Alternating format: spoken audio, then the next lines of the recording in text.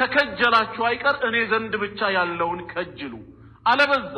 በሽርክ የደባለቃችሁትን ሌሎች ተጋሪዎችንም ያሰባችሁበትን ነገር ከሆነ እናንተ ከምታስቧቸው ተጋሪዎች የጠራሁኝ ነኝ ስፈጥራችሁ ብቻዬን እንደፈጠርኳችሁ የሲሳዩን ጉዳይ ሙሉ ኃላፊነቱን ብቻዬን ወስጄ እንደምረዝቃችሁ ዒባዳንም ስትፈጽሙ ለኔ ብቻ አድርጉ ነው የሚለው አላህ አና አግነ ሹረካ ከተጋሪዎች የጠራሁኝ ነኝ ተጋሪም ያስፈልገኝ አይደለሁም ከነሱ ብቻ ሳይሆን አን ሽርክ ከሽርክ ተግባሩ የማጋራት ስራው የጠራሁኝ ነኝ የተቀላቀለበትን ነገር አልፈልግም ነው በኢኽላስ ለኔ ብቻ ተብሎ የኔ ፊት ታስቦበት እኔ ዘንድ ያለውን አጅር ብቻ ከጅላችሁ የምትሰሩትን ስራ እንጂ ሰዎች ዘንድ ይውልኝ ስሙልኝን ቀላቅላችሁ የሰውንም ሙገሳ ፈልጋችሁ እኔ ዘንድ ያለውንም አጅር አስባችሁ በማጋራት የሰራችሁትን ስራ አልቀበለውም እንዲህ አይነቱ ለምን የጠራሁ ነኝ የተልቃቃው ነኝ እኔ ምንም ከናንተ ዒባዳን በፈልግም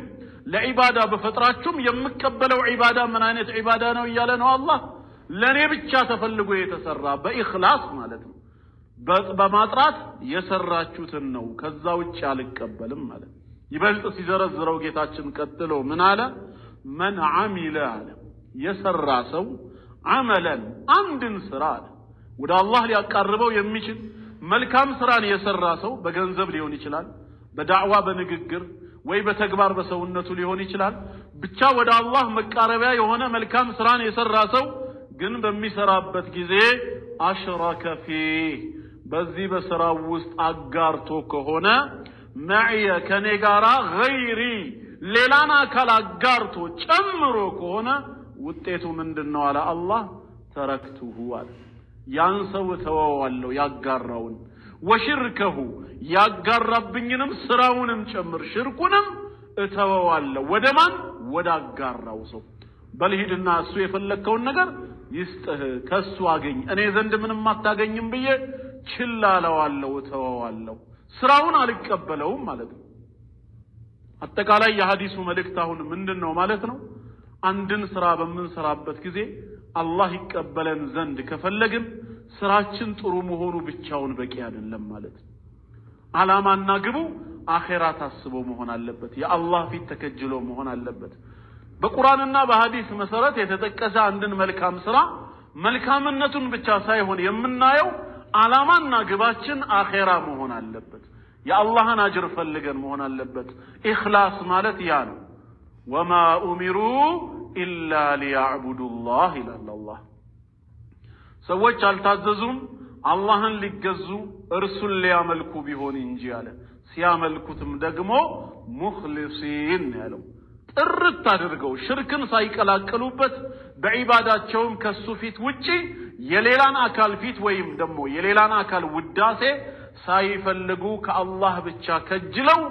እንዲያመልኩት ነው ለምን አላህ ሁለመናችንን መቻል ይችላል ምንም ያቀተው ነገር የለም አይጎድልበትም ወደ ሌላ አካል የምንሄደው ከአላህ የጎደለውን ለማሟላት ነው እንዳንል የሚጎድለው ጌታ አይደለም ስለዚህም አንድን ስራ ስትሰሩ ሁሌም በኢኽላስ ለኔ ብቻ ብላችሁ ስሩ ደግሞም በኔ ዒባዳ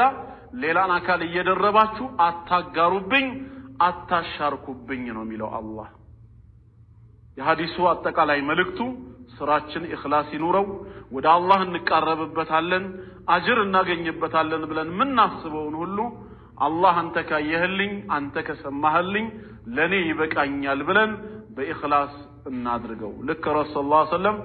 አርሽ ጥላ ስር ይሆናሉ ብለው ስለ ሰባት ሰዎች ሲናገሩ ከሰባቱ አንደኛውን ምን ብለው ነው የገለጹት ወረጁሉን ተሰደቀ ቢሰደቀቲን فاخفاها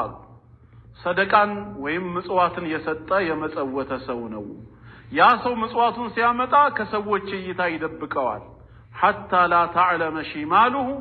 ما تنفق يمينه ቀኝ እጁ የምትለግሰውን